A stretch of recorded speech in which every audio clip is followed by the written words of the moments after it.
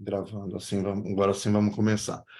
A aula de hoje é um pouquinho diferente, especial. A gente está fazendo as aulas no sentido de mentoria barra comunidade, então não tem fim. Eu estou colocando sempre aberto para vocês perguntarem o que quiser, resolver tudo quanto é tipo de dúvida.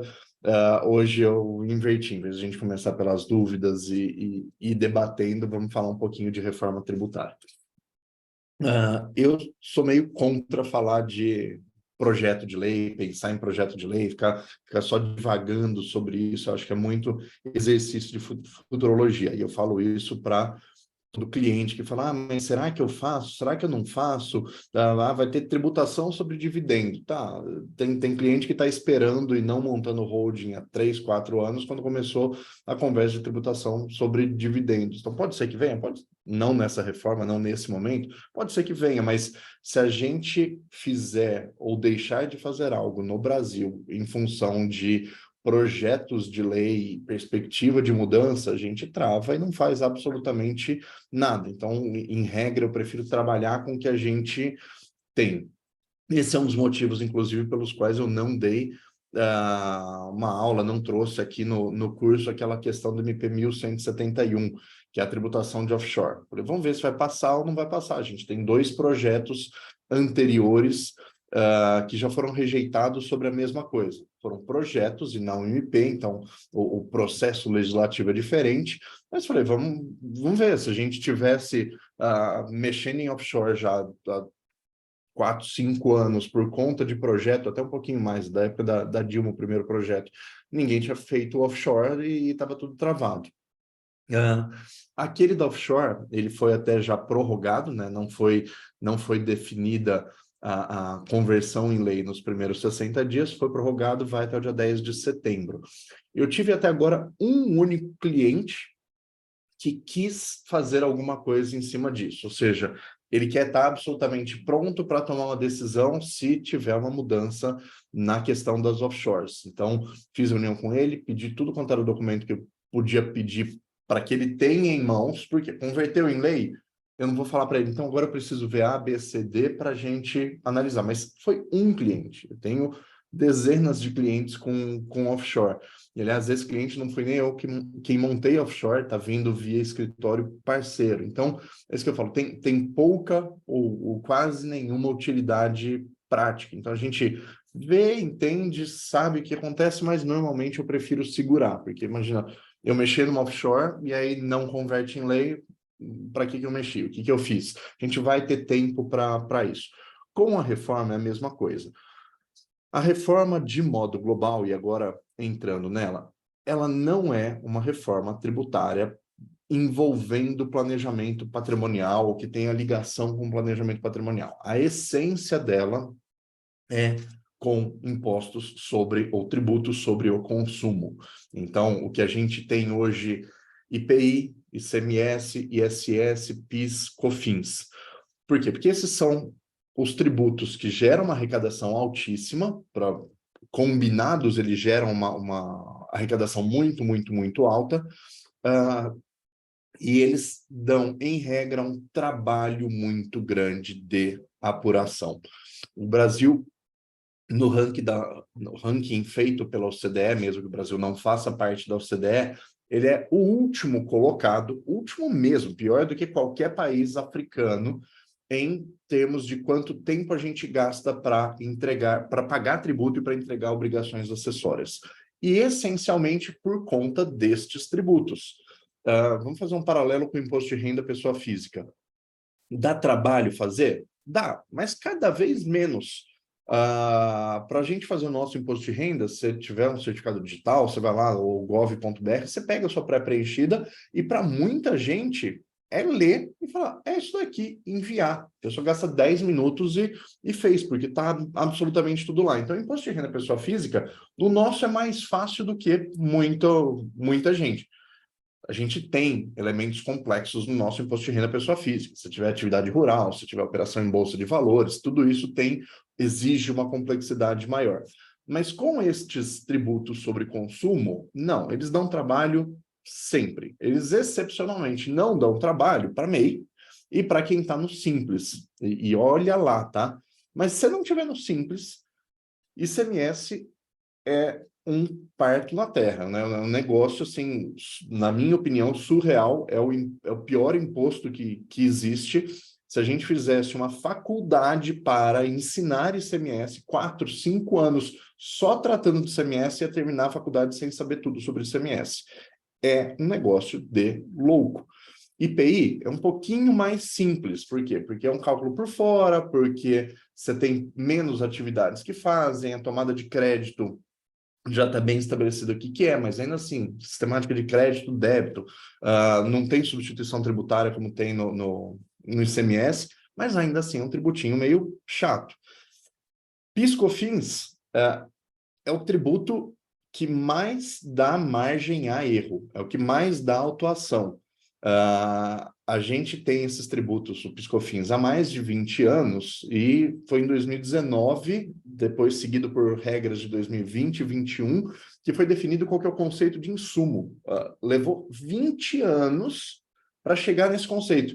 E esse conceito foi definido agora mudando todo o passado. Então, é um caos. A gente tem monofásico, a gente tem 2 regimes, cumulativo, não cumulativo.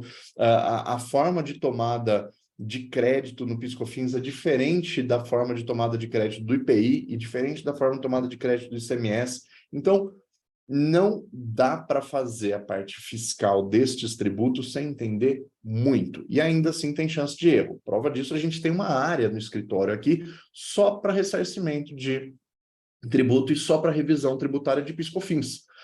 E é uma área que fatura muito. As empresas têm não sei quantos especialistas lá dentro, e está cheio de escritório ou empresa como o nosso aqui, que vai lá e fala assim, olha, eu quero ver. Vê e acha um monte de crédito, e acha um monte de erro, acha um monte de inconsistência, porque é difícil.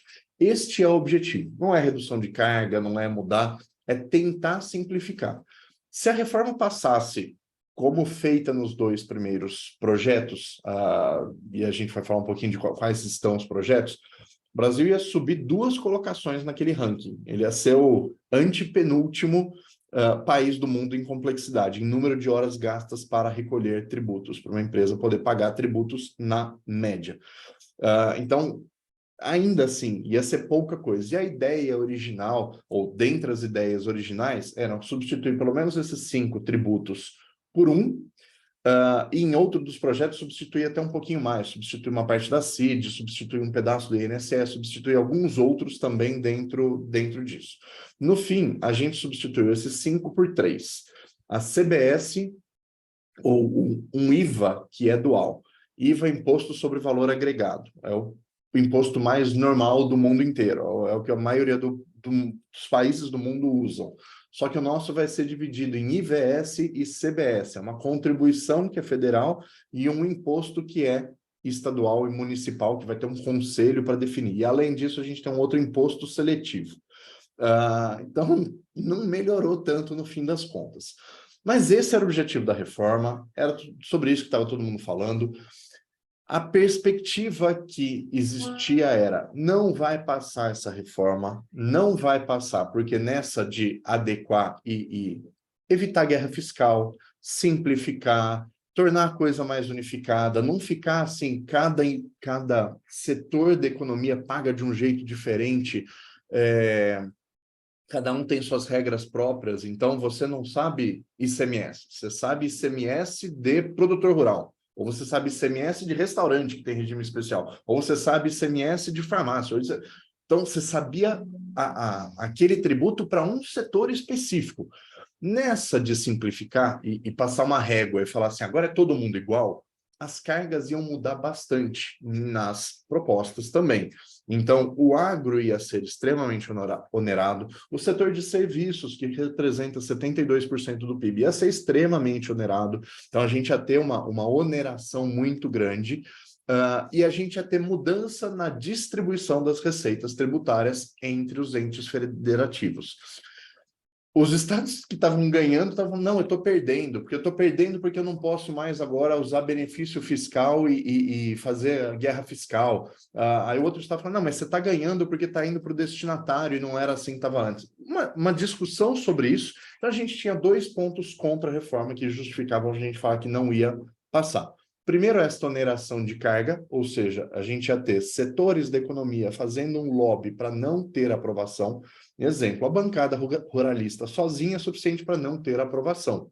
Então, vai aumentar para o agro? A bancada ruralista sozinha falava, não vou fazer.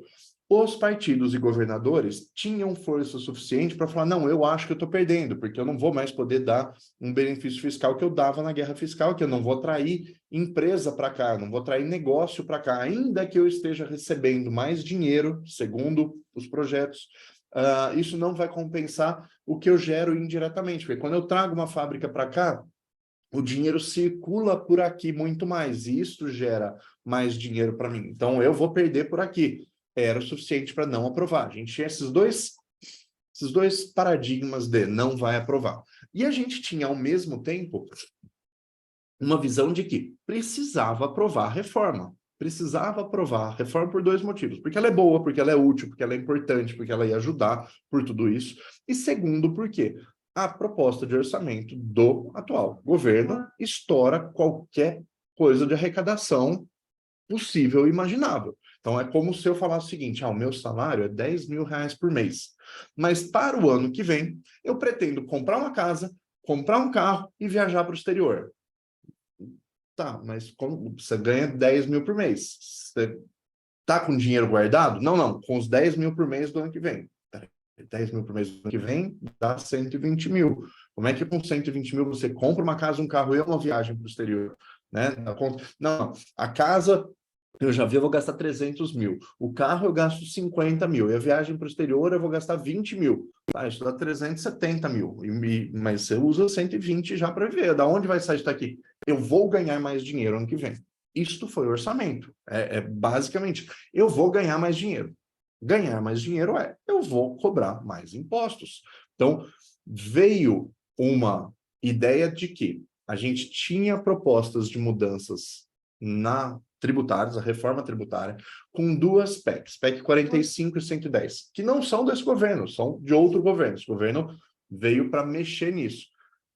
Mas o governo veio e falou, olha, eu preciso dessas propostas e eu preciso com aumento de carga global, porque eu preciso pagar mais contas, vou fazer investimentos. A gente tinha, de um lado, não passa a reforma, de outro lado, essa reforma tem que passar de qualquer jeito.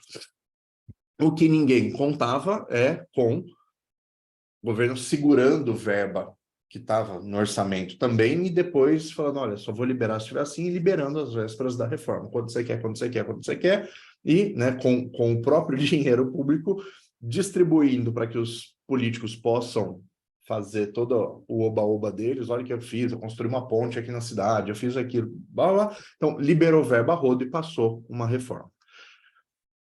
Motivo, então passou, ninguém tinha essa expectativa de que passasse efetivamente, mas passou. Passou esta reforma. Ela passou como? Passou oca, por enquanto. Então, é o outro motivo pelo qual não gosto de falar de futurologia e coisa. Uma parte do que estava nas duas PECs anteriores, na 45 e na 110, vingou ainda assim. Elas foram aglutinadas, então, e aglutinadas na 45, viram 45A, de aglutinada, sei lá, e passou. Mas ela passou diferente do que estava antes. Ela passou muito mais oca. Tudo aquilo que ia ser traumático tratar na reforma e que estava no projeto, alíquota, repartição de receita, etc., foi jogada para depois. Então vai ter uma reforma, mas a gente vai ver depois como é que ela funciona. E não é assim, vai ter uma reforma, esta é a reforma. Esta é a alíquota, este é o valor, essa é a distribuição de receita e tudo mais. É tudo, vamos ver depois. Então, politicamente, o governo tem uma vitória. Se olhar os jornais internacionais, todo mundo fala, o Lula passou uma reforma tributária, tal. Mas a reforma ainda está oca, porque ela foi mudada de última hora, teve quase 200 emendas, mais da metade delas foram aprovadas e tirou, mudou, saiu, ficou tudo para a lei complementar. Uma parte do que mudou nestas emendas envolve o ITCMD. Então, dentro do que a gente tem para planejamento, o que a gente usa? Imposto de renda, ITBI, ITCMD. Então, IR, ITBI, ITCMD. Destes três, Qual mudou? Mudou só no ITCMD. Alguma mudança no ITBI? Não, e perdeu uma oportunidade de corrigir essa bagunça que os municípios estão fazendo e que a gente falou nas aulas passadas, que virou um caos por conta de uma decisão do Alexandre de Moraes. Podia ter mexido no ITBI. Já que é para mexer no ITCMD, já que é para fazer outras coisas, mexe também e arruma, já que é fácil de arrumar. Era uma coisa pequena para fazer, mas não mexeu. Não mexeu no IR. O IR vai mexer? Talvez. Existe uma perspectiva, porque isso aqui era imposto sobre consumo, tributos indiretos, existe uma perspectiva de mudança no IR. Até porque a carga global vai mudar a partir destes tributos que a gente está mexendo agora. Se você não adequar o IR, a possibilidade de prejudicar demais a economia como um todo é muito grande. Exemplo, e exemplo do que interessa para a gente acima de tudo. Qual que é a carga tributária mais padrão do setor de serviços? Por volta de 15%. Então, na média, uns 15%. Como é que se compõem esses 15%? Uma parte disso é imposto de renda, a gente faz aquela base de presunção de 32%, aplica os 34% em cima desses 32%, dá acho que 8, alguma coisa assim, dá 10,88, se não me engano, e aí 3,65 de PIS/COFINS. Aí você pode ter ISS também em cima disso. Se a gente não muda o 10,88, mas muda 3,65 de PIS/COFINS e muda o ISS, que para advogado, por exemplo, o regime especial do uniprofissional, que é por cabeça e não por faturamento. Mas tem um monte de lugar, um monte de serviço que é por faturamento, então vai de 2% a 5%. Você mexe nesse 2% a 5% do ISS, você mexe nos 3,65%, você está mexendo em 6% mais ou menos, 5%, 6% dos tributos. E está subindo isso, eventualmente, era a proposta para 25%. Então, eu pego o que era 15% e faço virar 35%. Se não mexer no IR, é isso que vai acontecer com o setor de serviços, incluindo a advocacia. Então, se a gente não cobrar muito mais, a conta não vai fechar, porque quanto que o escritório tem de lucro? Sei, o escritório X tem 10% de lucro, tá bom, sua carga tributária aumentou em 15%, você está devendo 5%. Então, ou você começa a dar muito mais lucro, ou então você tem que aumentar o preço para pagar o imposto e ter o mesmo lucro. Então, mudou, ou vai mudar aqui. E com esta mudança prevista, talvez venha, sabe-se lá com qual projeto, pode mudar o imposto de renda, e a mudança do imposto de renda pode envolver a tributação de dividendos. É um dos projetos mais viáveis, é um dos projetos mais coerentes com o resto da reforma. E ele é coerente, vamos esquecer planejamento, com o fato de que, se eu só tributo dividendo, eu praticamente posso chegar a zerar a carga tributária das empresas em imposto de renda e contribuição social sobre o lucro líquido. Então, não cobro nada de você, só cobro quando você mandar para o sócio. Então, uma empresa ativa, ela perde esses 10%. Se eu aumentei em 15%, né? Se eu aumentei mais 15% dos outros tributos desta reforma agora, CBE, do IVA dual e do imposto seletivo, se eu aumentei mais 15%, mas eu tiro ali, por exemplo, 10%, ou eu tiro 34% nas que estão no lucro real de imposto de renda, eu zerei, eu reduzi essa carga, e só aumento quando distribuir para o sócio. E é também a lógica do que a gente teve no Brasil e a lógica do que o mundo inteiro faz. A gente tem o tributo sobre a renda no Brasil atuando dentro da empresa, e aí, como já pagou na empresa, não paga para o sócio. Só que isso significa, a empresa, eu gerei 100 de lucro esse ano, eu tenho que pagar 34%. Então, pago 34%, sobrou 66%. Eu não quero distribuir, eu quero reinvestir, porque eu estou crescendo. Eu só tenho 66 para investir. Se a tributação já fosse sobre dividendos, deu 100 de lucro esse ano, eu invisto 100 em atividade econômica. Eu compro novas máquinas, eu melhoro o ambiente de trabalho dos meus funcionários, eu faço tudo que eu puder fazer com dinheiro para melhorar a empresa, para melhorar a economia, para melhorar o ambiente de trabalho, para melhorar tudo isso. E o sócio fica sem nada. Ótimo, eu botei, em vez de colocar 60, no primeiro caso, colocar 66 na empresa, o sócio fica sem nada, o governo fica com 34, eu coloco 100 na empresa, o governo fica sem nada e o sócio fica sem nada. O dia que eu for passar para o sócio, eu tributo dividendos. Então, tem lógica econômica. E era a lógica do Brasil. Quando foi para isentar dividendos, isentou dividendos porque aumentou a carga na pessoa jurídica. Se você reduzir e aumentar na distribuição de dividendos, muda a coisa. E aí fica dentro do que o mundo inteiro faz, só que a gente fica com um pouco de ferramenta a menos dentro das holdings. A forma que a gente vai ter que operacionalizar holding depois muda um pouco. E muda um pouco agregando o que, essencialmente, a necessidade que a gente saiba contabilidade, a necessidade que a gente interfira no dia a dia operacional das empresas. Por exemplo, falar, você vai ter que criar despesa aqui dentro da empresa, despesa do sócio, despesa da própria empresa, a gente vai ter que trabalhar ali dentro. Mas isso tudo é, de novo, futurologia. Vamos ver o que a gente tem hoje. Hoje, só ITCMD. Só mexeu no ITCMD. Mas mexeu mesmo? Não mexeu. Pode mexer. Então, o que é não mexeu ou pode mexer?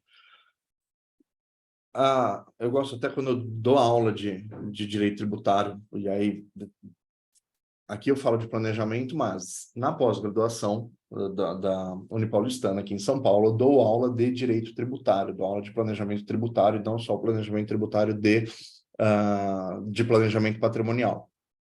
Quando eu dou aula de tributário, principalmente tributário introdutório, eu faço toda aquela digressão que a gente tem na faculdade de Direito para falar o homem em estado de natureza, como é que ele é, se ele é o lobo do lobo, se ele é um ser que vive na paz de espírito, o que quer que seja, mas falo que em algum momento, e aí em uma das teorias do contrato social de Rousseau, a gente fez um contrato social. Se a gente é se o homem é o lobo do homem, se a gente vivia num estado de Éden na natureza, tal ou não, ele falou o seguinte, olha, peraí, tem uma parte do que eu posso fazer que eu não vou mais fazer em benefício da coletividade. Eu posso roubar uma outra pessoa. Poder, em termos no estado de natureza, eu conseguir ir lá e pegar de uma pessoa quando ela estiver dormindo. Isso, eu tenho a capacidade para isso. Não tenho a capacidade para voar, mas para pegar uma coisa que não é minha, é possível que eu faça isso. Não vou fazer isso. Não vou usar essa capacidade minha, porque eu não quero que façam contra mim. Então, eu abro mão de um tanto de direitos via contrato social em uma das teorias. Quando eu faço isso, eu também crio ao mesmo tempo o Leviatã, crio ao mesmo tempo o Estado ali para controlar se está todo mundo realmente não fazendo o que disse que não ia fazer, fazendo o que disse que ia fazer. Então, eu tenho alguém no meu coletivo que não pode mais caçar, ir lá, pescar e cuidar da própria coisa. Tem que cuidar do coletivo. Então, eu tenho que bancar esse cara. Eu vou ter que, quando eu pescar, vou ter que dar um pedacinho do meu peixe para o cara que está ali cuidando de administrar, para o Estado. O peixe é meu, eu pesquei em minha propriedade privada. Eu aceitei tirar um pedaço da minha propriedade privada e entregar para o Estado, que cuida do bem coletivo.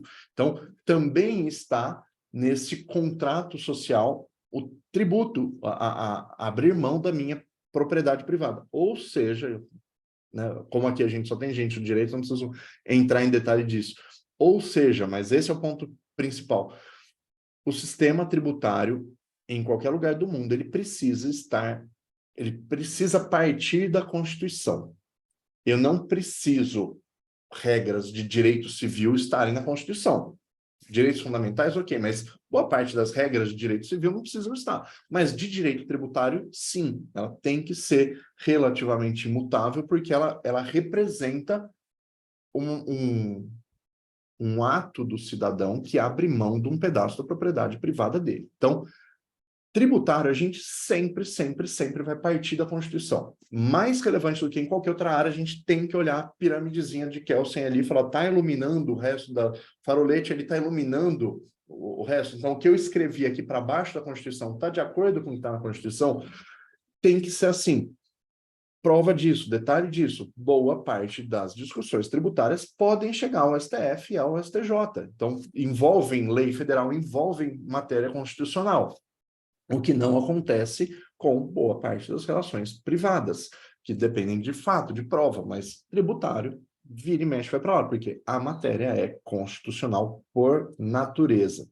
Então, para fazer uma reforma tributária, o que veio agora? 2 PECs, que foram consolidadas, aglutinadas em uma PEC só, PEC 45A. PEC é proposta de emenda constitucional. O que aconteceu com esta proposta? Ela foi aprovada na Câmara.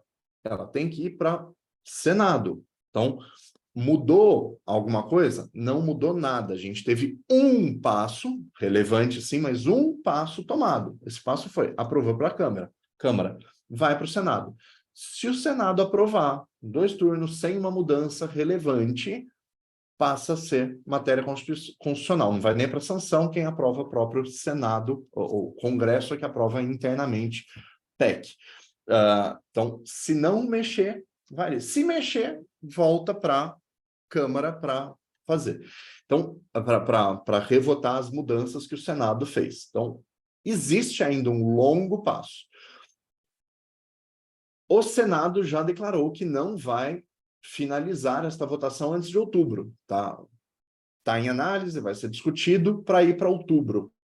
Se fosse para simplesmente aprovar, se já tivesse toda a verba que precisa ser feita, distribuída, eles já faziam agora, né? Já está tudo pronto, já viram, vão ler. Agora, se eles querem ler, querem ter tempo para tudo isso, é porque não está pré-combinado, tem chance de mudar e ter que voltar para a Câmara. E aí, será que volta tempo de mudar este ano?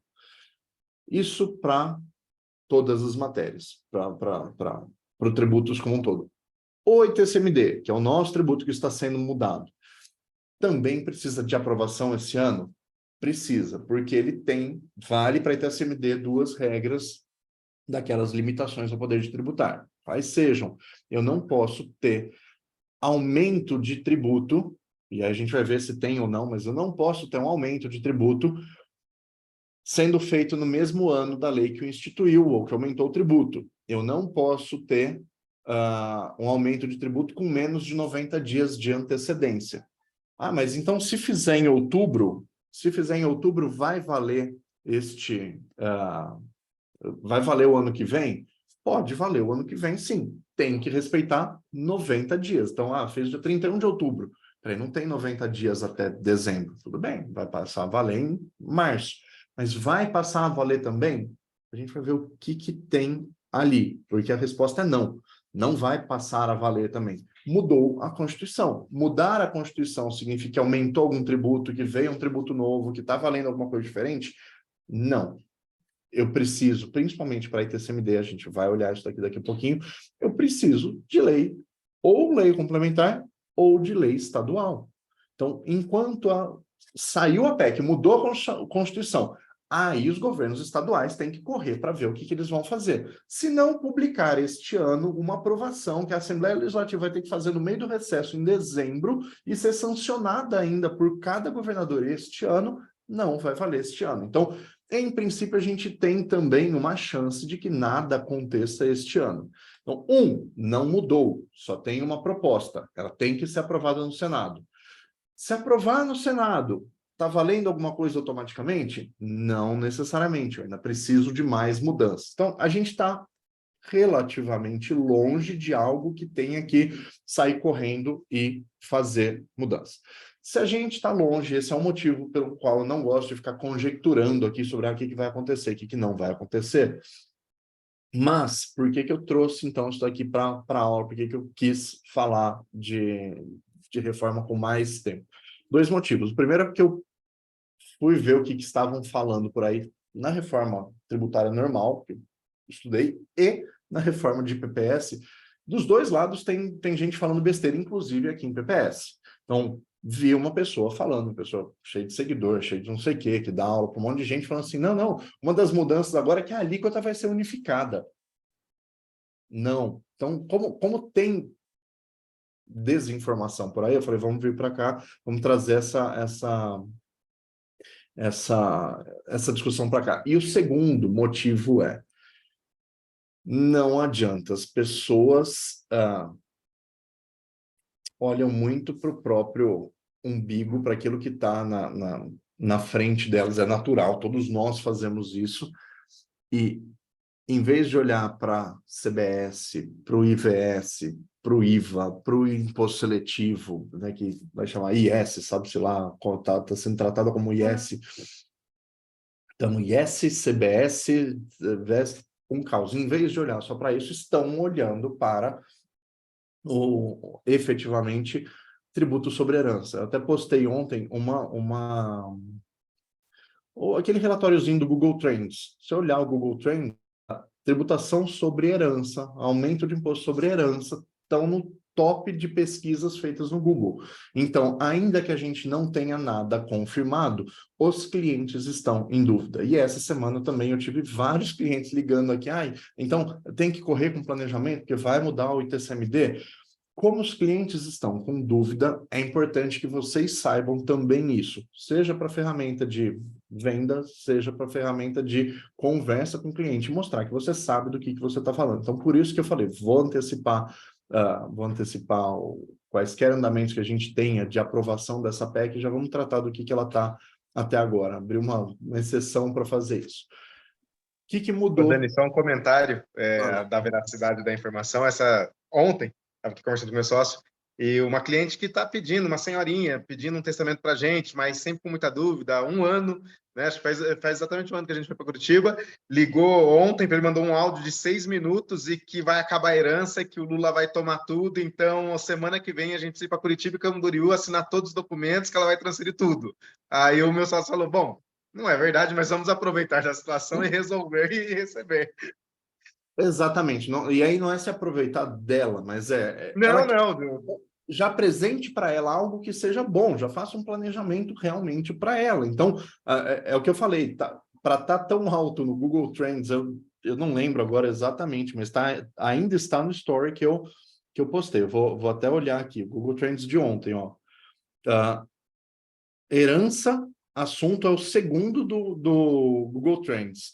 E pesquisa relacionada em pesquisa reforma tributária e herança está em terceiro. Então, a menor das mexidas que toda a reforma tributária está fazendo virou um assunto pesquisado, as pessoas estão vindo atrás. Então, você não ter uma ideia do que está acontecendo, às vezes você pode dar a informação errada ou o cliente vai falar assim, mas não foi isso que eu ouvi. Então, você não está sabendo exatamente o que aconteceu. Por isso, vamos lá, vamos falar do que tem. A gente tem, essencialmente, 3 mudanças do ITCMD. Vou abrir aqui o texto original, o texto da reforma, para a gente ver quais são essas 3 mudanças. Mas a mudança número 1 é a obrigatoriedade. Proposta, de novo, vou repetir mais uma vez, proposta, passou na Câmara, precisa passar no Senado, e depois do Senado a gente ainda, né, sendo promulgado pelo Congresso, a gente ainda vai precisar ver como isso vai ser repercutido na prática, porque vai precisar de lei complementar sim ou não, vai ter mudança via Senado em teto de alíquota sim ou não, e as legislações estaduais vão ser mudadas a tempo neste ano, se a PEC sair esse ano, sim ou não. Então a gente tem vários sims para que isso passe a valer no ano que vem. Mas 3 aspectos. Necessidade de progressividade, que a gente já fala o que é. 2, em relação a falecimento, não é mais aonde é processado o inventário, mas sim no último domicílio de quem faleceu. E 3, a tributação sobre herança de pessoas, herança e doação de quem está no exterior também tem mudança. São essas 3 coisas que mudaram, e se a gente parar para olhar, a mudança em si é muito simples. A gente pode divagar sobre estas mudanças.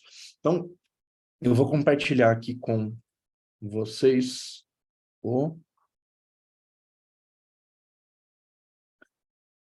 só para a gente ver junto o que está na Constituição, o que foi para substituir, o que está no projeto aprovado. E aí eu coloquei tudo no Word para a gente ver junto e analisar aqui. Mas, imposto de transmissão causa mortes e doações. Está na Constituição, no artigo 155, no inciso 1. E basicamente fala, compete aos Estados e Distrito Federal instituir impostos sobre transmissão, causa morte e doação de qualquer bens ou direitos. Ok. As regras constitucionais que existem estão aqui no parágrafo 1º, então uma PEC pode mudar o que está aqui, mas ainda vai precisar de mais mudança para além disso daqui.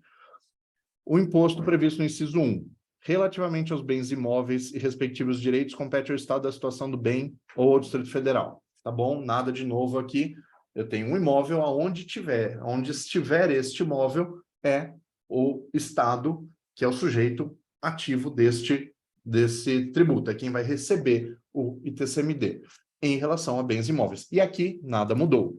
2, este é um dos incisos que, se a proposta passar, vai mudar. Relativamente a bens móveis, títulos e créditos, compete ao Estado onde se processar o inventário ou arrolamento, ou tiver domicílio o doador ou o Distrito Federal. Então, o que a gente tinha, e ainda tem até hoje? Imóvel é onde está o imóvel. Móvel é onde está o doador, ou então, em caso para doação, ou então, em caso de falecimento, na hipótese causa-mortes, o ponto que está aqui é onde se processar o inventário ou arrolamento.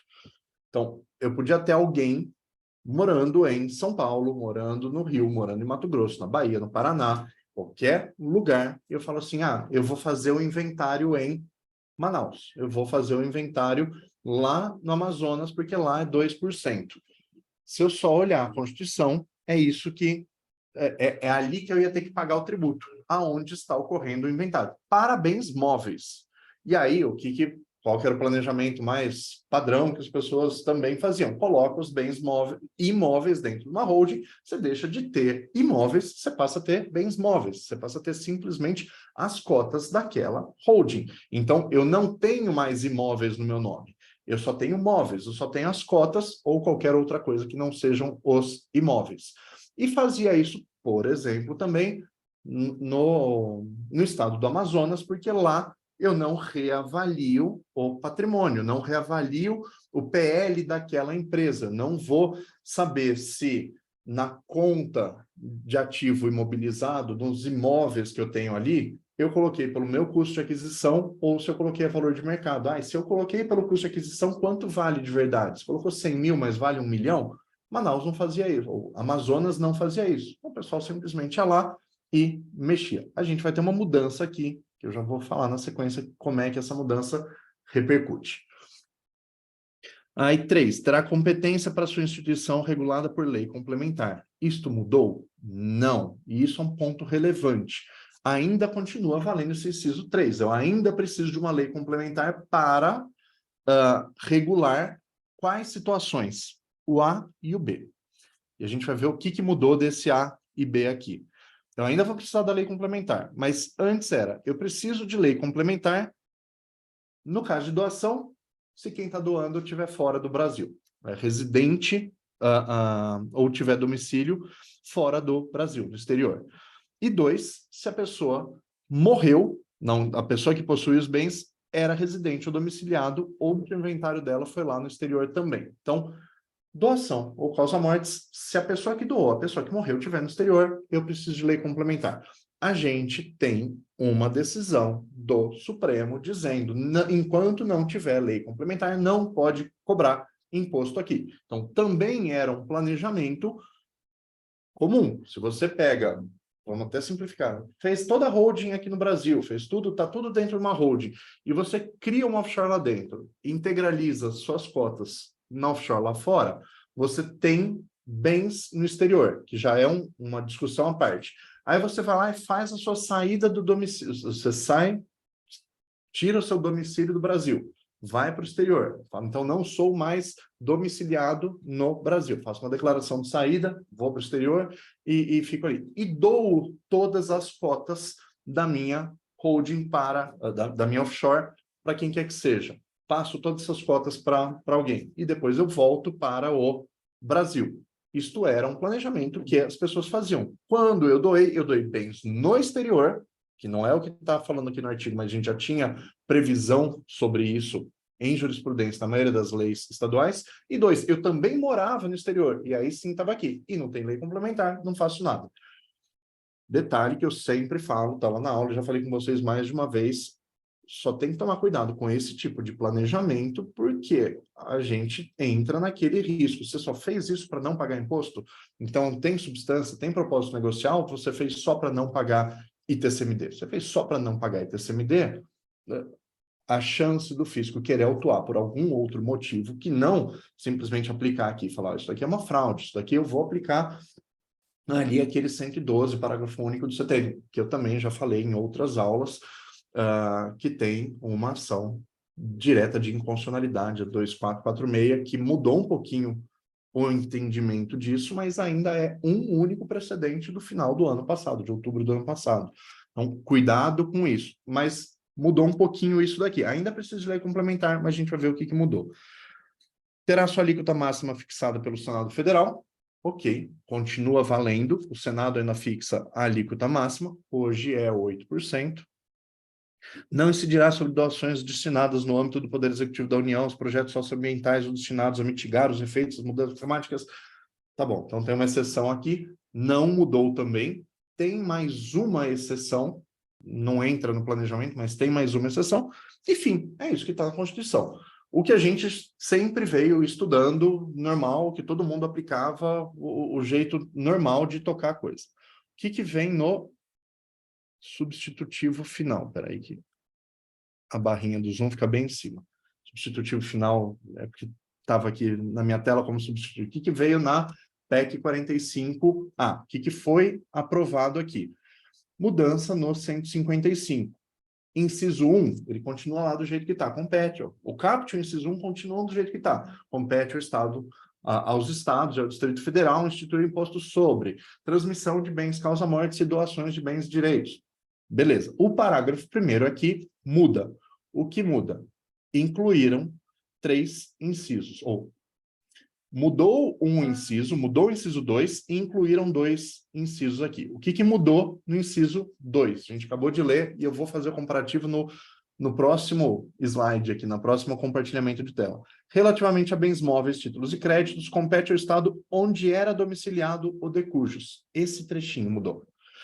Ou tiver domicílio doador ou ao Distrito Federal. Então, este pedaço é que mudou. Não é mais aonde era, ou onde era processado o inventário. É onde tivesse domicílio, o último domicílio do doador. Dá para fazer alguma coisa aqui? Se passar, reforma, etc.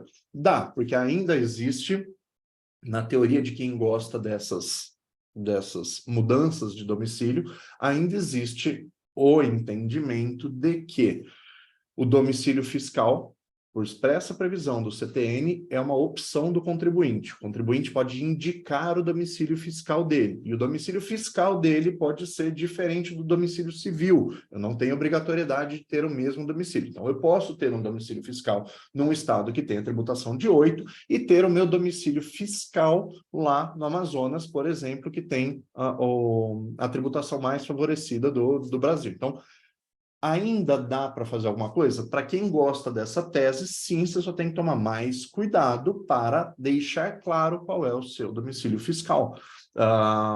Que a maioria das pessoas faz, no mínimo para isso, é mudar na declaração de imposto de renda, porque lá você indica o seu domicílio fiscal. Mais do que isso, você tem que ser capaz de receber intimações neste local. Então, as pessoas também que querem mudar para o Amazonas, isso a gente já falou em outras aulas, só para recapitular, já que a gente vai seguir com isso um pouquinho mais, é bom ter um endereço, é bom, e tem escritório no Amazonas que só faz isso, só pega sua correspondência, como a gente tinha de ISS aqui em São Paulo, os escritórios de Barueri, onde era mais favorável, você tinha um lugar ali que alguém só recebia a correspondência e mandava para o lugar certo. Então, ainda existe isso. Eu não gosto muito dessa tese, e a gente não sabe o que vai ser, mas ela está ali. Não basta você fazer o inventário no local que você queira pagar o tributo, você tem que ter previamente feito essa eleição de domicílio. Então, não cabe mais aos herdeiros a escolha, cabe a quem vai instituir, a quem vai criar o planejamento tributário. Então, aqui a gente pode ter planejamento patrimonial nesse aspecto tributário. Então, aqui a gente vai ter uma mudançazinha. Estes dois incisos foram incluídos. O primeiro deles será progressivo em razão do valor da transmissão ou da doação. A gente já fala dele. E o último é mais uma hipótese de não incidência, não incidirá sobre as transmissões e doações para instituições sem fins lucrativos, com finalidade de relevância pública, social, blá, blá. Então, mais uma hipótese de não doação. Vai dar para usar essa segunda aqui no planejamento? Naqueles que o pessoal quer forçar muito a barra, talvez. Nada impede de que, teoricamente, você crie uma fundação, você crie uma instituição e tente fazer alguma coisa ali dentro. Não pensei em nada específico ainda, porque eu não sei o que vai passar dessa reforma, não vai, mas, teoricamente, este também pode ter algum uso no planejamento. Mas, por enquanto, é uma mudança simplesmente para falar de mais uma hipótese de não incidência do imposto, e aí não incidência definida em Constituição significa imunidade. Então, a gente tem mais uma hipótese aqui de imunidade que vai vir. Não falei que mudou também aquela parte da lei complementar para quem está no exterior? Pois é. Boa parte de quem ouvi falar sobre a reforma só veio aqui e leu o que estava aqui. Você está lá no finzinho da reforma, você tem lá no finzinho uma parte de coisas revogadas, não teve nenhuma outra revogação dentro do 152, 155.1 e parágrafo 1º, mas você tem a offshore aqui. Artigo 16, isso aqui é o equivalente a uma disposição transitória da PEC. Não muda diretamente a Constituição, mas traz uma regra nova. Até que a lei complementar regule o disposto no 155, parágrafo 1, 3 da Constituição, o imposto incidente nas hipóteses que trata aquele dispositivo, domicílio no exterior do doador ou do falecido, inventário processado no exterior. 1. Relativamente a bens imóveis e respectivos direitos ao estado da situação do bem ou ao Distrito Federal. 2. Se o doador tiver domicílio ou residência no exterior, ao estado onde tiver domicílio o donatário ou ao Distrito Federal. Então, isso vai ser algo relevante. Se o donatário tiver domicílio ou residência também no exterior, então, estou doando algo que está no Brasil, eu sou de fora, o donatário é de fora, mas o bem está no Brasil. Porque também, se o bem não estiver no Brasil, o Brasil não tem o que cobrar aqui, né? Se for bem imóvel, a gente já viu, está ali no 1, então é onde está a situação do imóvel, mesma regra de não estar no exterior. Mas aqui ele só está dizendo de quem é a competência para cobrar, tá? E ele só está dizendo, pode cobrar, mesmo sem lei complementar. Mas isso vai dar uma interpretação quando a gente estiver olhando o artigo, e vou olhar na sequência, só estou mostrando que mudou, a gente fala um pouquinho mais disso. Mas aqui, os dois no exterior, então, donatário também no exterior, o estado em que se encontrar o bem ou o Distrito Federal. Aonde isso daqui pode ser mais comum? Holding. Aplicação financeira, mais difícil. E aí, em que agência que está depositado o meu dinheiro? Em que agente autônomo, se eu tiver ações aqui no Brasil? Mas o mais comum dentro do planejamento. Holding. E aí, o estado em que tiver registrado a holding. Se a gente tiver planejamentos que envolvam pernas internacionais, a gente vai ter que ficar mais atento aonde essa holding vai ser constituída nos planejamentos que envolvam partes internacionais, porque a localização dos bens móveis vai definir. E para a holding, a localização dos bens móveis é onde ela está registrada. Junta de São Paulo, essa holding é de São Paulo. Junta do Tocantins, essa holding é do Tocantins, assim por diante. Relativamente aos bens decursos, ainda que situados no exterior, ao estado onde era domiciliado ou se domiciliado residente no exterior, onde tiver domicílio herdeiro ou legatário ou Distrito Federal. Aqui muda aquilo que eu falei, que a gente não tinha uma previsão clara, expressa, sobre bens no exterior. Então, aqui, isto pode ter uma mudança bem grande. Isso tem uma nova hipótese de incidência aqui. Tá claro na Constituição hoje que eu tenho bens no exterior. O Brasil pode ir atrás destes bens do exterior. Claro que a gente vai ter que ver que situação. Tem que ter direito internacional privado. A gente tem que ter alguma causa de conexão aqui. donatário ou legatário aqui no Brasil, doador ou decujos aqui no Brasil, então a gente ainda precisa disso, mas isso pode mudar bastante a coisa, inclusive para offshore, porque antes, além de tudo, não era só assim, não tenho residência aqui, tá tranquilo doar. Eu tenho bens no exterior, offshore ou não, eu posso ter uma casa na Itália, uma casa nos Estados Unidos, isso não era tributado.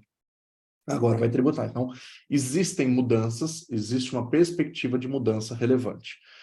Vamos começar a ver essas mudanças item a item. Eu fiz aqui um comparativozinho. E aqui, item a item, pensando um pouco mais no que pode acontecer, o que não pode acontecer. Então, é exercício de futurologia? Não é o que eu gosto de fazer, mas vamos pegar um pouquinho desse exercício de futurologia na esteira do que eu falei de disclaimer na hora que a gente começou aqui. Os clientes estão perguntando. Então, é interessante você ter uma perspectiva do que realmente pode acontecer para trazer isso para o cliente, trazer essa informação com um pouquinho mais de precisão. Aqui está o artigo normal, do jeito que a gente acabou de ler na Constituição. Aqui estão as mudanças da emenda constitucional. Então, da proposta de emenda constitucional aprovada só na Câmara por enquanto. Os 3 incisos que são 2 deles incluídos e um deles simplesmente nova redação. O artigo que revoga itens do 155, mostrando que não tem nada revogado no 1, que é o ITCMD, e nem no parágrafo 1º, que é o ITCMD, só existem revogações do 155 no 2 e nos parágrafos a partir do 2º, que é ICMS, é o propósito da reforma tributária, imposto sobre consumo. Então, o ICMS é o foco, tá aqui, ó, o que revogou o 155 só revogou questões de ICMS e aquele 16 que tem uma regra transitória aqui. Primeira mudança. Vejam com cuidado e com detalhe qual que é a mudança. Se processar o inventário ou rolamento. Esta é a expressão que mudou. Aqui é a redação antiga, aqui é a redação nova. A única mudança está destacada em amarelo aqui. Onde estava escrito, se processar o inventário ou rolamento, passa a estar escrito, era domiciliado ou decursos. Todo o resto do artigo está exatamente idêntico.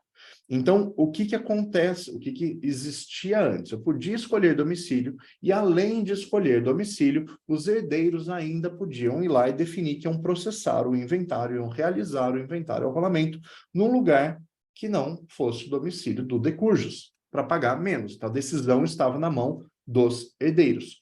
Hoje não dá para essa decisão estar na mão dos herdeiros. Alguém precisa fazer um planejamento para pensar em tentar fugir de alguma forma. Como? Nessa questão do domicílio do decursos. Vamos entrar nesse mérito de o que é o domicílio do decursos, e aí a gente tem que começar a misturar um pouquinho com o que tem ali para frente da progressividade, tá? Mas domicílio do decurso, acabei de falar, vou falar de novo. Domicílio fiscal é uma eleição do contribuinte. Para quem gosta dessa tese, eu não sou fã dessa tese, eu não gosto de ficar mudando assim. Quando o herdeiro quer fazer, até hoje, quando o herdeiro quer fazer o inventário em algum outro lugar, ok, você apresenta, estou com uma porta aberta que está batendo, mas até eu fechar isso aqui vai ser um caos, então de vez em quando vocês vão ouvir um plim aqui. Quando os herdeiros, a gente falar para o cliente que isso é possível e que os herdeiros dele vão definir, com o advogado que vai fazer o inventário, aqui no meu escritório, eu não faço, tem uma outra equipe para fazer, vai lá, conversa, etc. Eu apresentar essa hipótese para o cliente é uma coisa, mas ficava uma decisão para depois. Hoje, isso vai ter que ser discutido com o cliente. Tem quem goste dessa mudança de domicílio, tem quem não goste dessa mudança de domicílio. Eu sou um pouco contra, vocês sabem que tudo que tenta forçar demais tributariamente, eu acho que a gente traz um risco para o cliente que, se não for muito bem definido com o cliente, pode trazer problema para o cliente e pode trazer problema para a gente se, mais do que você discutir muito bem para o cliente, você não fizer um waiver, um disclaimer, uma proteção, o famoso cover S, muito bem feito, de que você explicou para o cliente toda a situação. É a mesma história com a reavaliação de cotas. Que eu falo, dá para fazer? Dá para fazer, vamos seguir assim, mas saiba qual é o risco, saiba aonde pode ter esse tipo de problema. Mas qual é o ponto do domicílio? Quem estiver instituindo o planejamento, quem estiver fazendo o planejamento e queira doar as cotas, ou não pense em doar as cotas em vida por qualquer motivo, fale assim, não, quando eu morrer eu quero que seja feito, então, com a menor carga tributária possível para os meus herdeiros, ele vai ter que escolher o domicílio dele. Então, escolher o domicílio, como é que você faz isso? Você pode fazer uma declaração para o fisco, uma escritura pública de declaração, você pode colocar isso aqui no testamento, pode tentar provar de várias formas possíveis. Mas o jeito mais recomendado, que todo mundo fala para fazer e bate com a lógica fiscal, ao fazer a sua declaração de imposto de renda pessoa física, o seu endereço tem que ser indicado no domicílio fiscal que você tem escolhido. Então, moro em São Paulo, mas quero escolher o Amazonas, ponho um endereço no Amazonas. Só ponho um endereço qualquer ali e acompanho a minha vida fiscal pelo ECAC? Não é recomendado fazer isso também. Então, não faço simplesmente uma indicação de um endereço qualquer ali na casa de sei lá quem. Preciso ter algum vínculo com aquilo. Então, para isso que existem empresas, especialmente no Amazonas, que têm a tributação mais favorecida, que vai lá e fala, olha, pode colocar aqui no meu endereço, e se chegar alguma coisa para você, eu vou te passar. É um custo a mais do inventário. Se a pessoa tiver qualquer outro endereço, tiver uma caixa postal no Amazonas, é o suficiente? Se ela consiga olhar essa caixa postal de vez em quando, sim, mas indique um endereço real que você tenha algum, ou que o seu cliente tenha alguma indicação com isso. Isso garantiu que o domicílio fiscal dele é ali? Não necessariamente. Hoje, esse tipo de planejamento passa bem, por quê? Porque o Amazonas vai receber o tributo, então o Amazonas não vai reclamar disso em hipótese nenhuma, você vai lá, faz, ainda por cima, do jeito que é hoje, faz o inventário lá, sendo possível fazer extrajudicial, os cartórios estão mais do que prontos para fazer isso à distância, todos eles estão acostumados com isso, sendo judicial, o contrato um correspondente, usa o PJE da Amazonas, é mais um pouquinho mais traumático, mas também vai lá, Amazonas não tem problema com isso.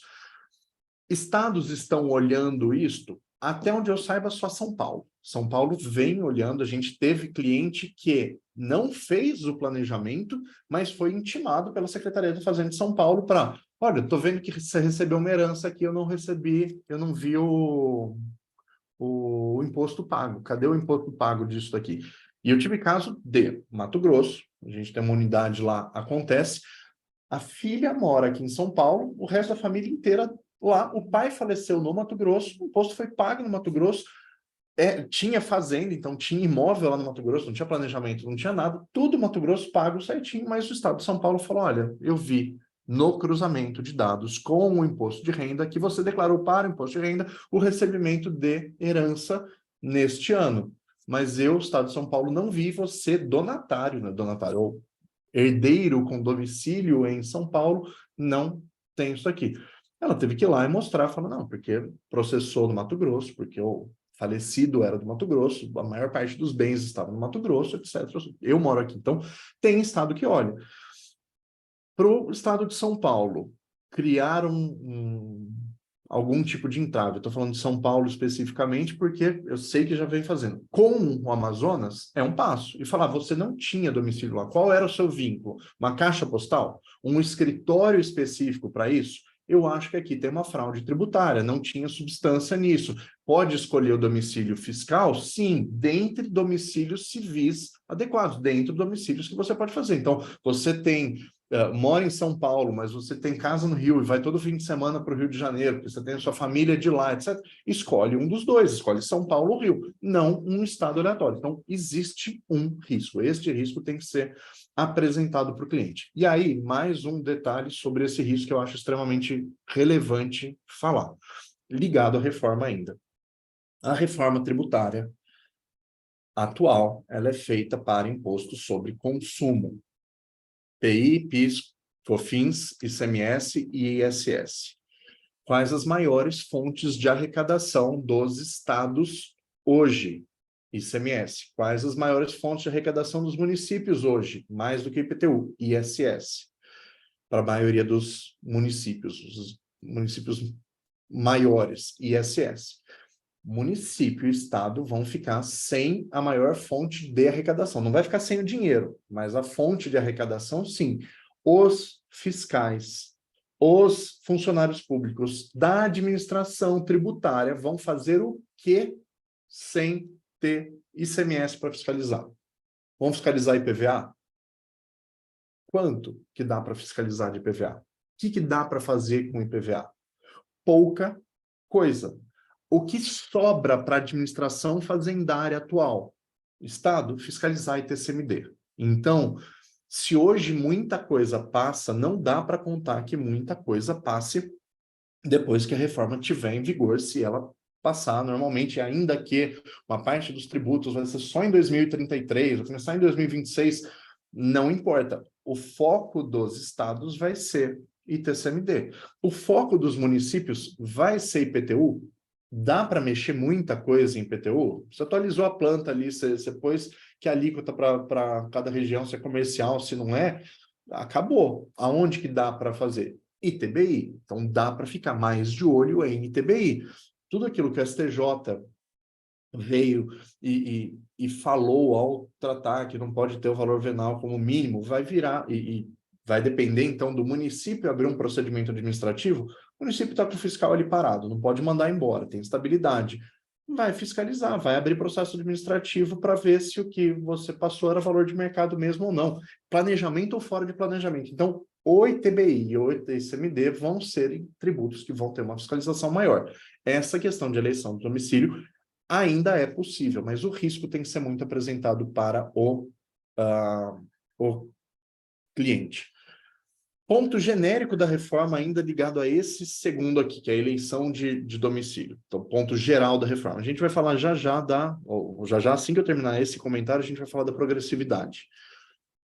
Muita da especulação envolvendo o ITCMD na reforma está ligado ao teto do ITCMD.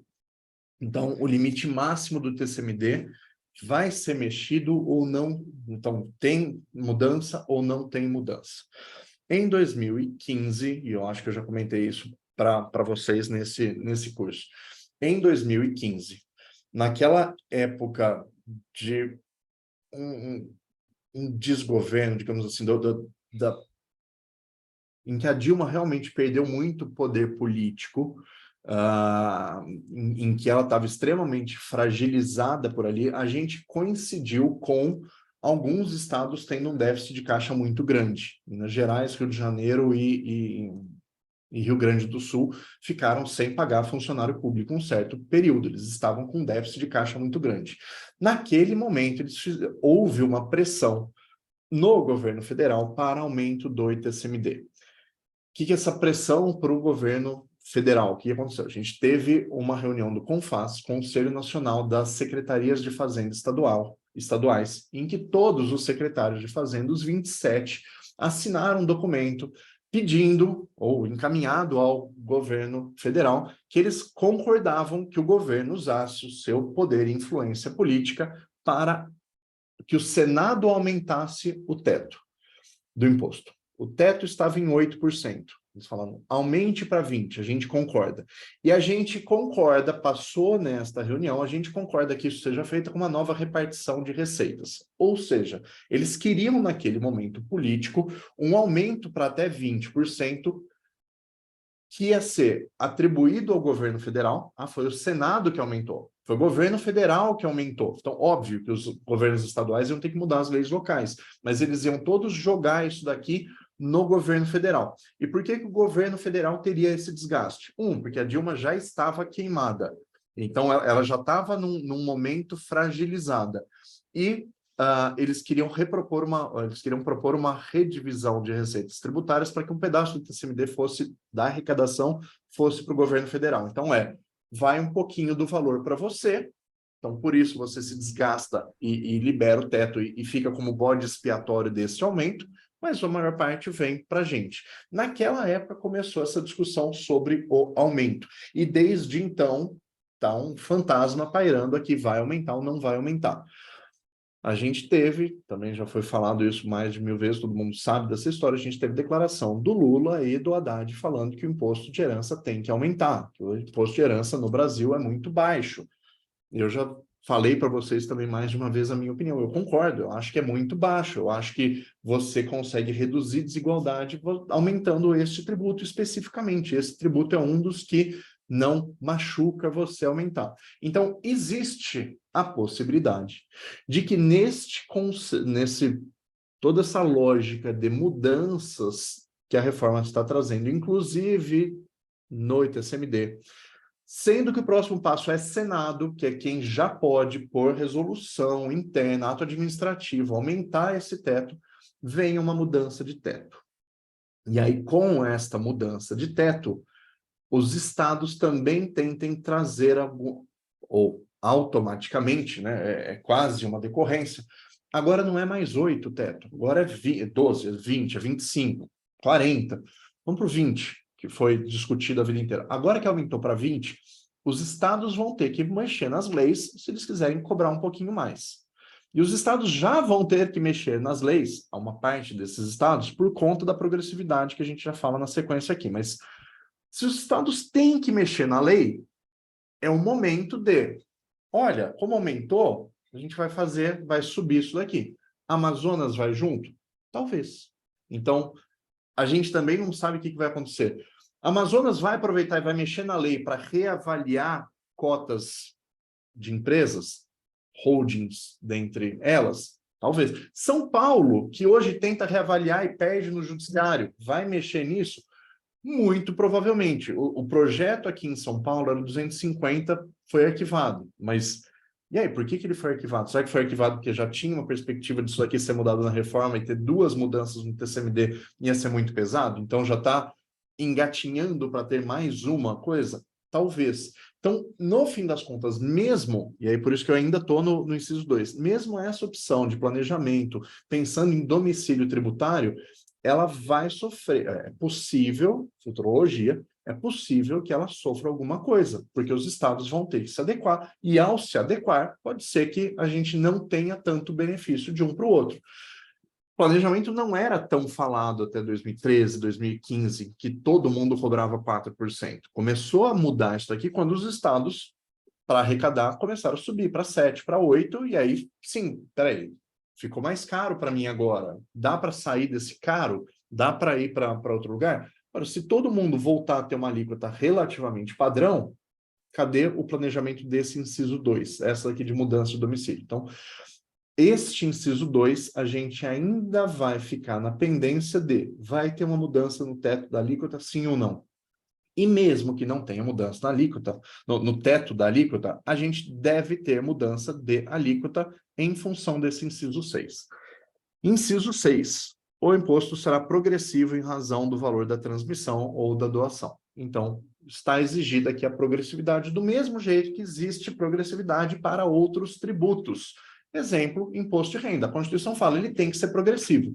E aqui sempre veio o receio geral com relação à progressividade e a próprio aumento de carga.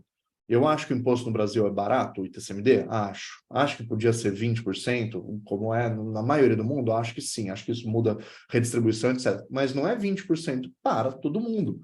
Sempre, aí, posição minha, sempre fui favorável a que tivesse um imposto mais progressivo. E aí a questão de progressivo é, o cara que tem uma herança de 1 milhão, ele tem que pagar 20%? Ou o cara que tem uma herança de 10 milhões paga 20%, ou que tem de 40 milhões. Quanto que eu chego a 20%, a 40%? O que é progressividade de verdade? Se a gente pegar a progressividade do imposto de renda, a gente percebe como o fisco não tem um critério real com relação a isso, porque a progressividade do imposto de renda é patética. O imposto de renda é progressivo, tá bom, então quem ganha até R$1.000 está isento do imposto. Nem o salário mínimo é R$1.000, pelo amor de Deus. Então, está isento do imposto quem? E aí entra em 27,5 o cara que ganha R$5.000 ou quem ganha 100 mil, ou quem ganha 1 milhão. Então, a desigualdade ali, ela é muito grande. É isto que pode acontecer aqui. E aí a gente consegue seguir com mais um ponto da futurologia aqui da reforma. A reforma não passou. 2, quando ela passar, e se ela passar do jeito que está aqui, ela está dizendo, será progressivo em razão do valor.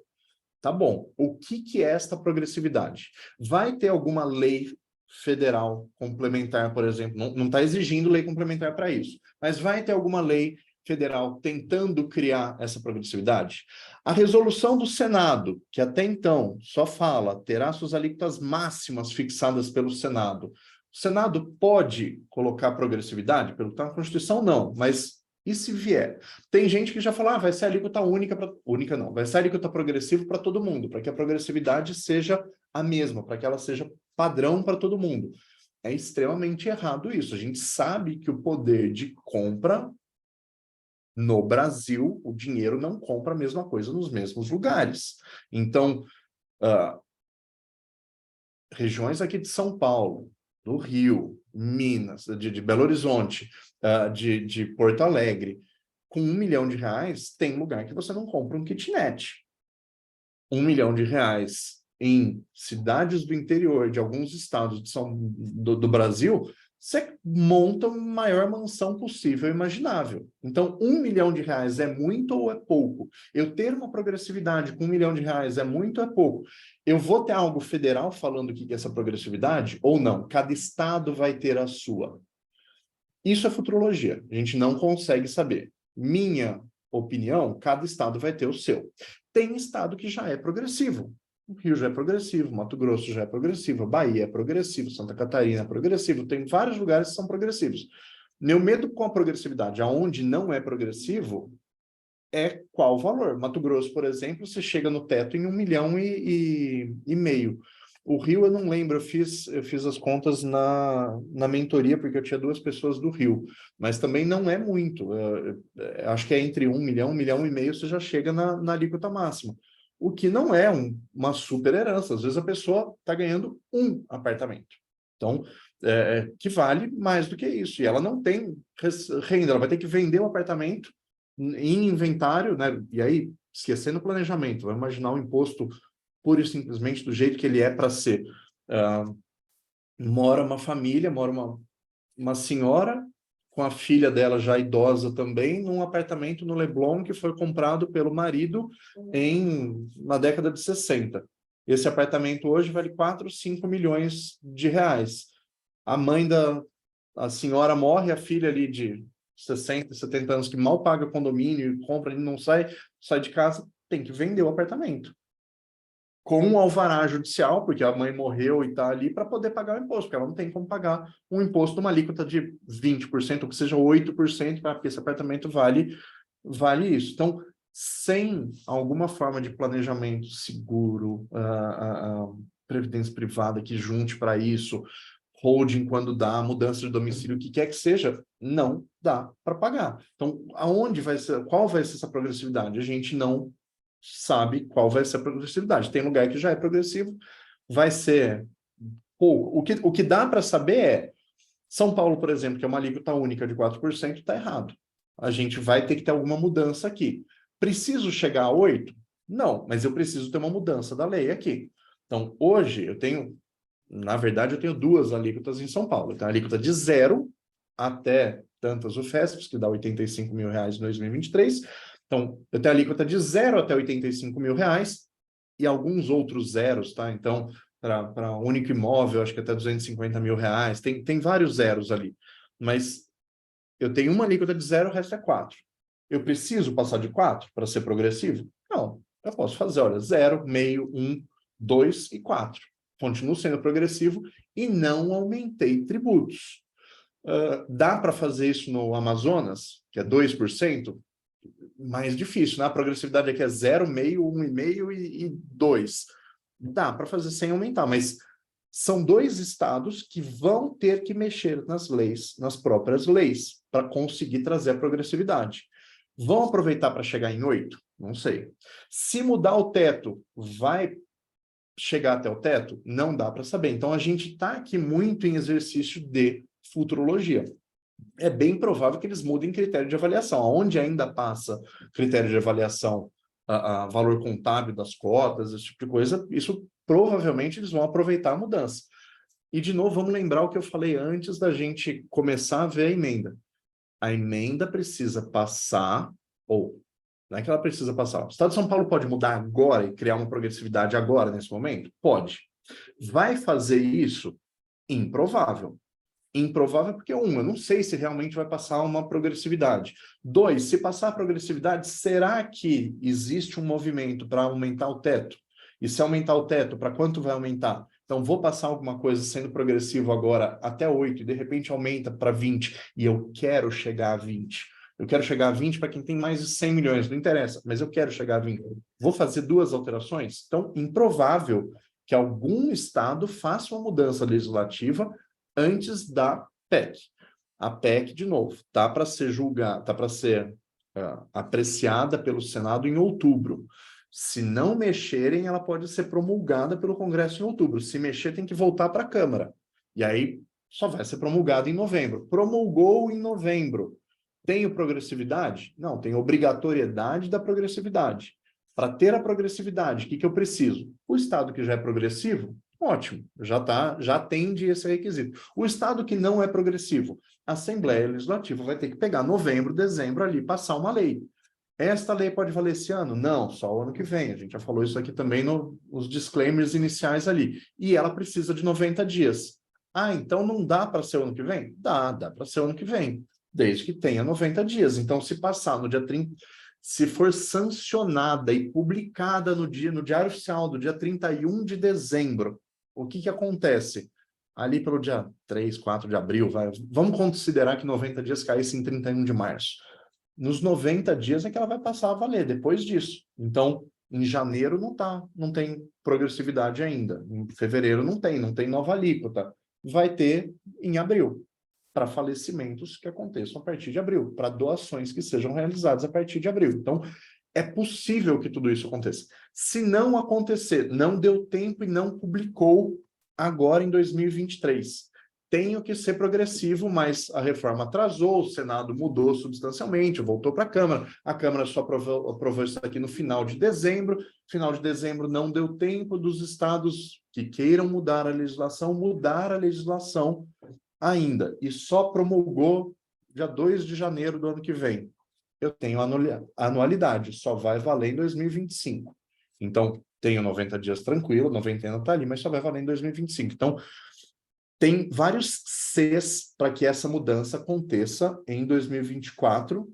Na pior das hipóteses, a gente tem 90 dias ainda, mas destes Cs tem estado que não vai ter que fazer nada para a progressividade do jeito que está, se não vier uma lei complementar que mude isso. Lei complementar pode mudar isso? Pode, porque normas gerais de direito tributário são matéria de lei complementar. Qual é a lei complementar? O CTN. Então, o CTN pode ser alterado para falar alguma coisa de TCMD? Pode. Lei complementar já não falou de SS? Sim, hoje é uma lei complementar que faz. Se tiver uma lei complementar sobre TCMD, pode. Normas gerais? Pode.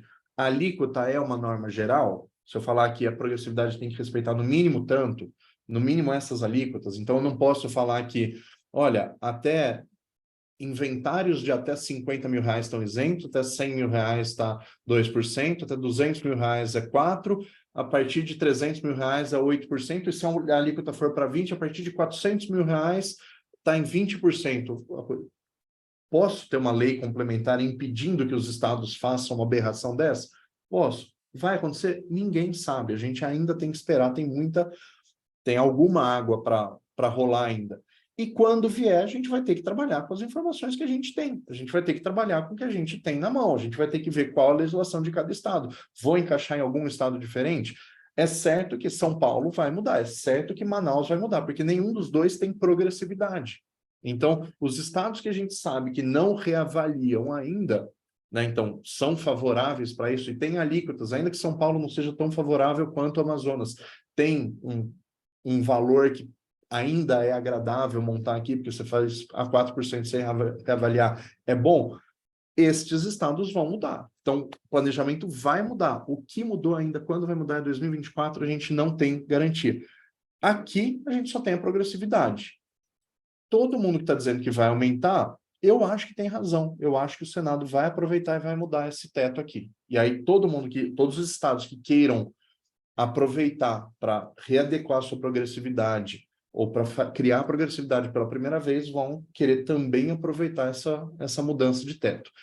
Por que que eu também acho que o teto vai ser alterado? Porque todos os estados, todos, estão dizendo que vão perder a arrecadação.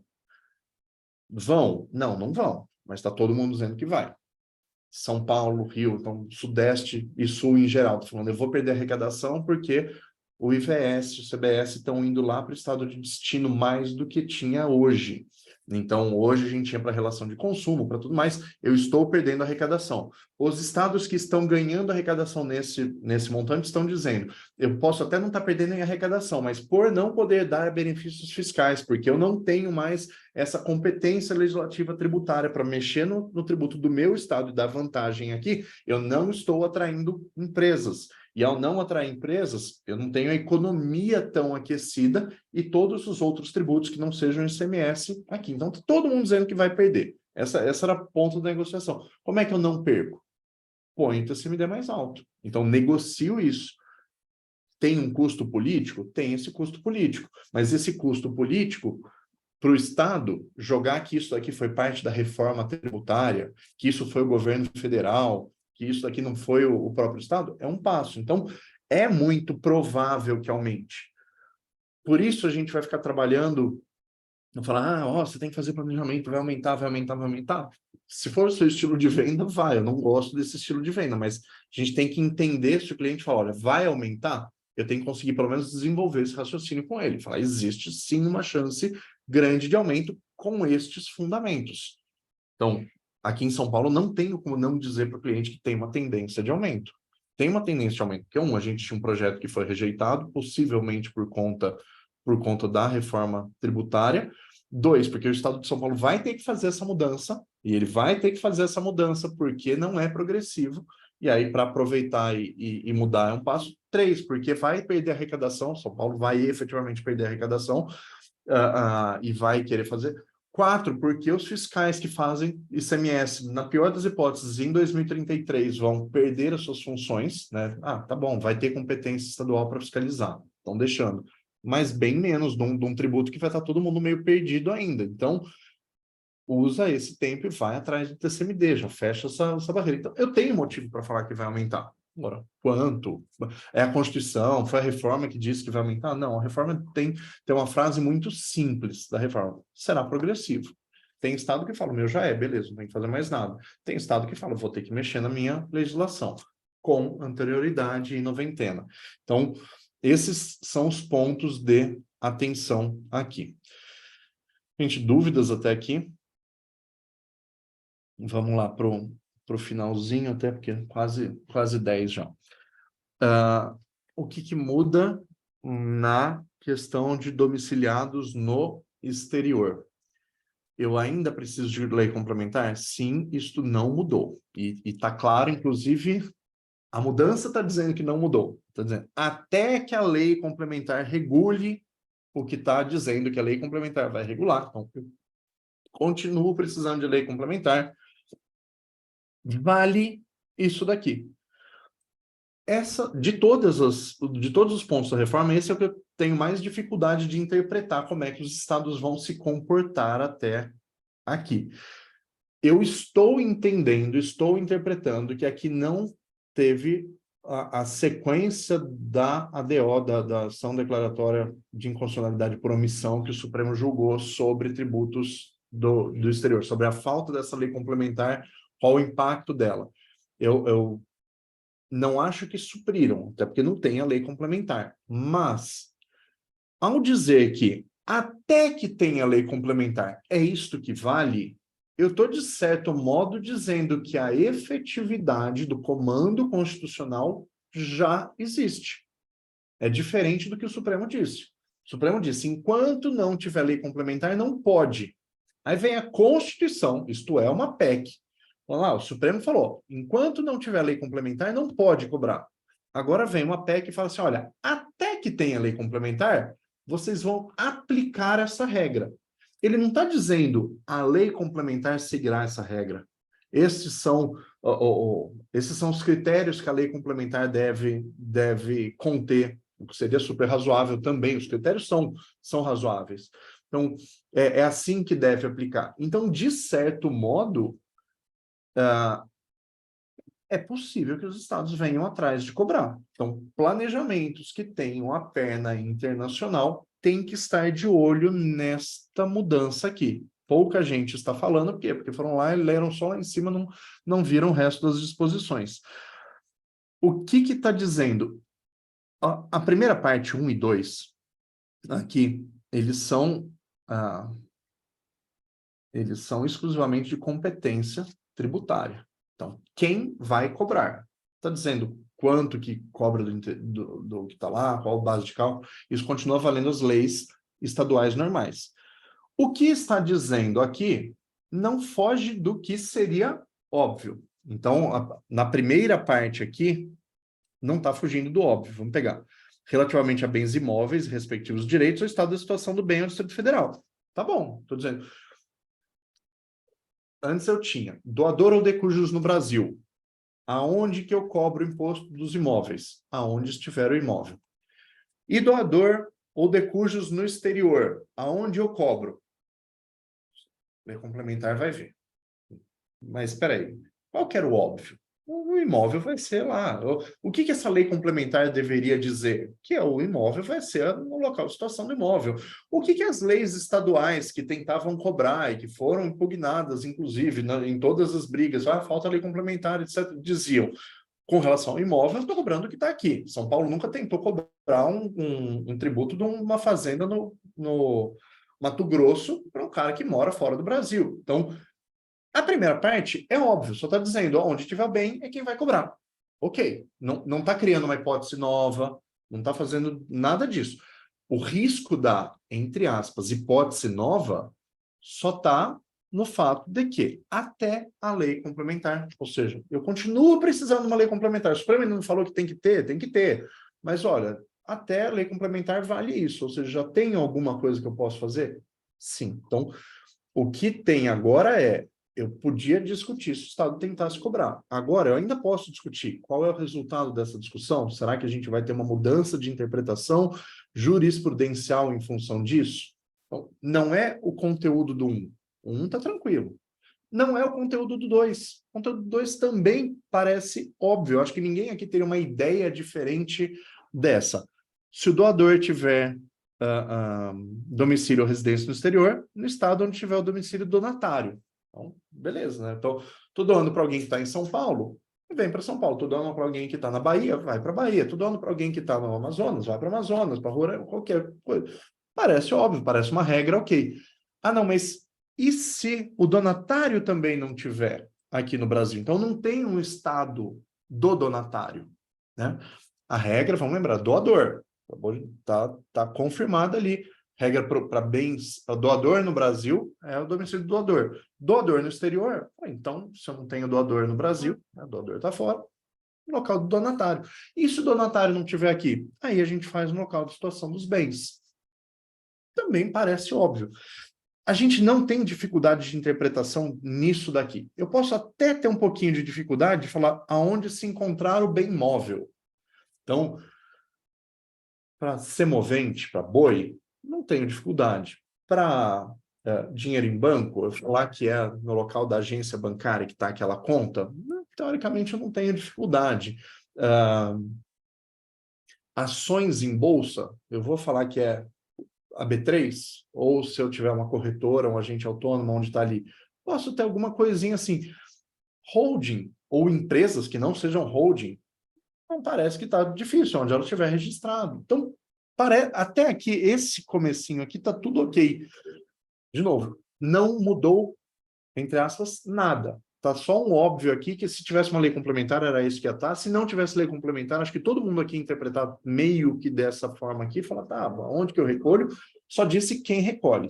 De novo, mudança que a gente tem aqui é, aparentemente, agora eu posso cobrar mesmo sem lei complementar. Posso mesmo ou não? Não sei.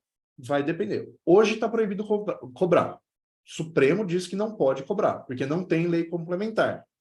Aí vem assim, olha, até a lei complementar aplica isso. Então, o Estado é você, tá? É você que vai fazer.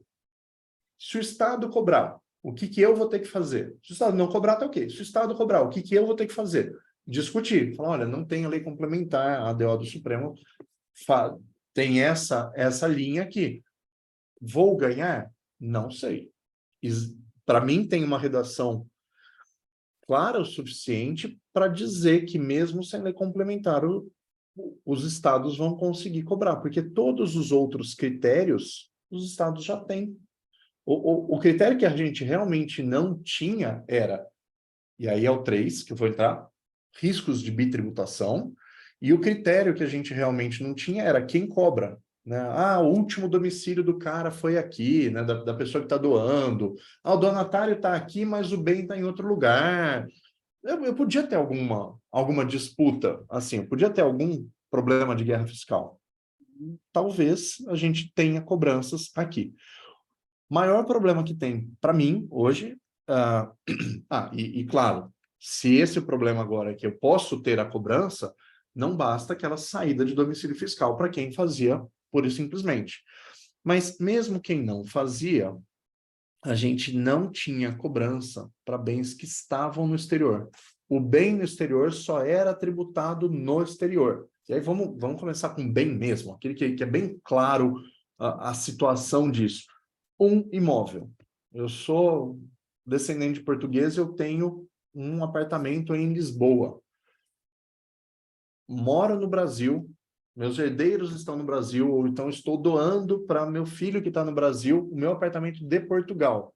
Pagava imposto no Brasil? Não. Isto valia para offshore? Valia para offshore. Estou doando uma offshore. Não pagava imposto. Agora, para o imóvel, eu pago imposto? Sim, eu pago imposto. Quer dizer, sim, não sei. Talvez eu precise de lei complementar. Aqui eu vou ter discussão, mas a Constituição trouxe pelo menos essa possibilidade. Relativamente aos bens do decujus, então não fala de doação, é inventário, ainda que situados no exterior. Então, eu tenho bens no exterior, eu tenho meu imóvel em Lisboa. É isso que ele está dizendo, relativamente aos bens do decujus, não é doação, mas é decujus, ainda que no exterior do estado onde era domiciliado, ou se domiciliado ou residente no exterior, onde tiver domicílio herdeiro, legatário ou Distrito Federal. Então, hoje, eu tenho regra vigente hoje. Eu estou aqui no Brasil, eu tenho uma casa aqui no Brasil, eu tenho uma casa em Lisboa. Eu morro. Eu faço inventário aqui no Brasil dos meus bens no Brasil, eu faço inventário lá em Portugal dos meus bens em Lisboa. Eu pago aqui no Brasil o imposto aqui do Brasil. Eu pago em Portugal, lá em Lisboa, o imposto de Lisboa. Aqui está abrindo uma oportunidade para o fisco brasileiro falar, olha, você, domiciliado no Brasil, ou herdeiro ou legatário aqui, então meu filho também está aqui em São Paulo, está aqui, bens no exterior, você vai pagar aqui. Então, eu vou pagar para bens no exterior. Eu posso ter um caso de bitributação. Aqui começou a ficar mais complicado. E não só bitributação, eu posso ter efetivamente tributação. Para doação não vale. Então, o planejamento em que eu tenho uma offshore, eu dou as cotas da offshore, aparentemente continua fora. Mas se eu não fizer planejamento, se eu tiver offshore, e se eu tiver um bem mesmo, um imóvel nos Estados Unidos, vamos falar dos Estados Unidos, que acima de 60 mil dólares, se eu tiver lá, eu vou pagar 20%. Então, se eu tenho um imóvel no meu nome na física, eu tenho que pagar imposto lá. Sei até qual é o imposto. É 20%. Eu tenho uma casa lá de $1 milhão, eu vou pagar 20%. E aqui eu vou pagar? Se eu só ler isso daqui, sim. Já, não. Eu ainda acho que aqui a gente vai precisar de uma legislação, mas aqui eu acho que tem uma mudança mais relevante para planejamento até do que todo o resto. Todo o resto, se eu falar que vai ser progressivo, tem estado que já era. O que mudou efetivamente? Ah, pode ser que mude o teto do imposto, que não está na PEC, mas no conceito da reforma pode mudar. Tá bom, a gente teve o CONFAS pedindo isso em 2015, já podia mudar. A gente, lá naquela época também, perto de 2015, os estados já começaram a fazer movimentos para mudar. Era praticamente todo mundo 4%. Quem não era mais barato, era 2%. Os estados começaram a falar, não, passa 6%, passa fazendo um progressivozinho, em alguns casos aqui eu já vou cobrar 7%, depois foram para 8%. Já tem, isso já não dependia da PEC. Ah, a mudança aqui que não é onde está o inventário, onde está o domicílio, essa é bem específica para planejamento, né? Mas também, se a gente esquecer o planejamento, parece que só meio que uma obviedade, né? Falar, a pessoa morava lá, deixa aquele estado receber. O filho mora em outro lugar, paciência, deixa ali, não onde o filho vai fazer o inventário. Não são mudanças tão relevantes. A mais relevante para mim é esse inciso 3 aqui, que ele eventualmente pode trazer uma situação de bitributação. E aí, o último aspecto que eu queria falar de reforma em geral. Reforma vai tirar trabalho de advogado, não só de planejamento, em geral, ou não? Tem gente que está falando, nossa, agora então a gente não vai ter trabalho. Para mim, a gente vai ter muito mais trabalho. No planejamento, a gente vai continuar tendo trabalho, talvez a gente tenha mais trabalho, se tiver aumento de alíquota, as pessoas vão pensar mais em como fazer em vida algum tipo de movimentação, e aí que seja para usar o tradicional, eu monto a holding, vai ser avaliado o valor do imóvel, tudo bem, mas eu vou doando, eu reavalio, mas eu vou doando cotas dentro do valor de reavaliação por alíquota mais baixa, eu vou vendendo cotas ao longo da vida, eu ainda vou ter planejamento para fazer. Então, para a gente não muda, mas mesmo dentro do tributário, olha só, quem mexe com tributário de herança, seja planejador, seja advogado de sucessões, seja advogado tributarista, eu acho que esse 3 aqui vai ter caminho para uma série de discussões. Eu já paguei tributo lá fora. O Estado está querendo cobrar de novo, tem que abater o que eu paguei lá fora. Não tem, por que eu estou pagando por um bem que está lá fora? E claro, é uma offshore que é dona de bens no Brasil. Não é um imóvel que eu tenho lá fora. Ou é uma offshore que eu tenho lá fora, extremamente comum também, eu tenho uma offshore lá fora para ter os meus bens lá de fora. Quantos clientes que têm imóvel nos Estados Unidos não têm offshore lá fora só porque você evita o imposto de herança americano tendo offshore? Então, você tem diferimento se você tiver uma offshore em relação aos Estados Unidos, não é nem em relação ao Brasil. Então, os planejamentos internacionais, eles continuam tendo isso. Agora, eu vou ter tributo aqui de uma coisa de ações americanas que eu tenho dentro de uma offshore de BVI. Percebe que existe margem para a gente discutir. Se o Estado tentar cobrar sem lei, com certeza. Se passar a lei, para quando que essa lei vai vir? Como é que ela vai vir? A gente vai ter algum trabalho, mas acho que não adianta a gente conjecturar muito o que pode ser. A gente só tem que saber o que está, por quê? Voltando de novo, por que eu quis falar de reforma? Porque os clientes estão com dúvida, que a gente tem que saber o que falar para eles. Eu não acho que tenha muito o que a gente fazer ou mudar neste momento. Acho que é quase temerário você falar, bom, eu vou presumir que a reforma vai passar, que vai ter um aumento, que vai ter tudo isso, e eu vou mudar a forma de fazer algum tipo de planejamento agora. Eu acho mais conveniente, inclusive, assim, pode aumentar o seu grau de prospecção. Falar, a gente não sabe o que vai ser, eu não sei se eu vou dar conta de todo. Você conversou comigo de planejamento, eu não sei se eu vou dar conta de todos os planejamentos se mudar a lei aqui. Eu estou fazendo na ordem de fechamento de contratos. Então, se mudar tudo, você quiser fechar, pode ser que eu não consiga agir a tempo. Então, pode usar argumento de convencimento para o cliente. Mas se você não tem um escritório cheio de planejamento ainda, os 90 dias ali, no mínimo da noventena que a gente vai ter em mudanças específicas do ITCMD, são suficientes para você fazer boa parte dos planejamentos. É suficiente para fazer doação com reserva de usufruto, desde que o cliente tenha como bancar o custo disso. Mas as mudanças a gente vai ter um certo tempo ainda. Eu não acho que o fato da gente ter a reforma justifica alguma correria desvairada aqui para fazer uma série de mudanças. É bom acompanhar, é bom entender, mas acho que era isso.